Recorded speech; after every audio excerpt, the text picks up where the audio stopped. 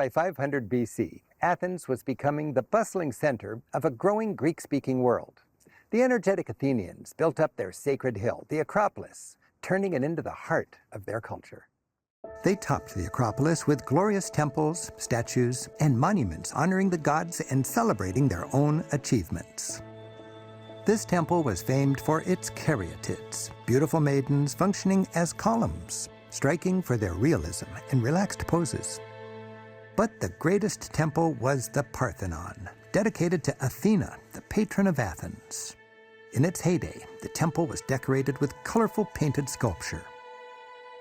And inside stood a 40-foot-tall gold and ivory statue. This is a reproduction of the goddess Athena. Dazzling in both beauty and power, both the statue and the temple had a huge impact on people. The temple is massive, 230 feet long and 100 feet wide, made from the finest white marble, and assembled here like a 70,000-piece jigsaw puzzle. Its 34-foot-tall columns are simple yet elegant. The architects used clever, if subtle, optical illusions that added to the harmonious effect. The steps intentionally arc upward in the middle to compensate for how a flat line appears to sag. The columns lean together just slightly and bulge in the middle, as if absorbing the weight of the stone roof. Altogether, it's organic. Rather than static stone, it feels alive, with perfect proportions, as if heroically connecting with the gods. Subconsciously, it works. A 2,500-year-old architectural triumph. The typical Greek temple is circled by decorative panels, carved reliefs called metopes. The building inside the columns is called the cella, which itself is often decorated by a ring of carved reliefs called a frieze. And remember, it wasn't just bare white marble, it was full of color. This reconstruction shows how a temple's triangular pediments were filled with statues, originally brightly painted, which told the mythological story of that place of worship. The Parthenon was decorated with over 100 such reliefs and statues. The best, taken in the early 19th century by the English, are now in the British Museum in London.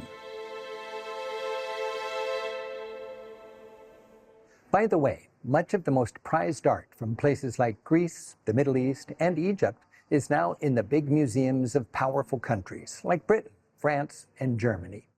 It's often booty from military campaigns and plunder from archaeological digs. That's why travelers to Western Europe find themselves enjoying a bounty of ancient art from distant lands. The Parthenon's 500-foot-long frieze portrays a festive annual parade up to the Acropolis. The realism is impressive, the anatomy correct, the men's muscles, the horses' bulging veins, and the sense of movement and energy of the procession. This pediment was decorated with the legend of the birth of Athena.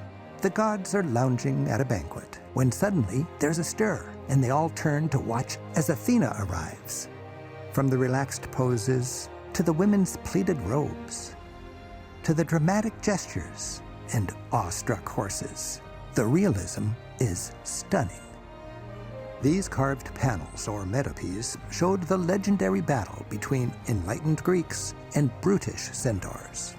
It's a free-for-all of hair-pulling, throat-grabbing,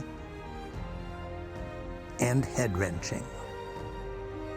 Ultimately, the Greeks got the upper hand, a metaphor for civilized Athens rising above its barbarian neighbors.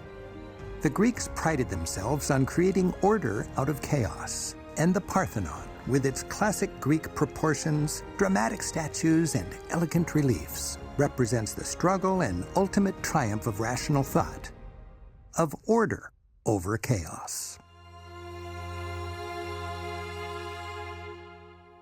As the Greek culture spread, temples like these were built all over the ancient Mediterranean world. This Doric temple in Sicily shows the predictable layout. The temple normally faced east. It was ringed by columns, made of real marble or stuccoed to look that way. It sits on a raised base with steps. The inner room, or cella, was reserved for priests and gods. Regular worshippers gathered outside.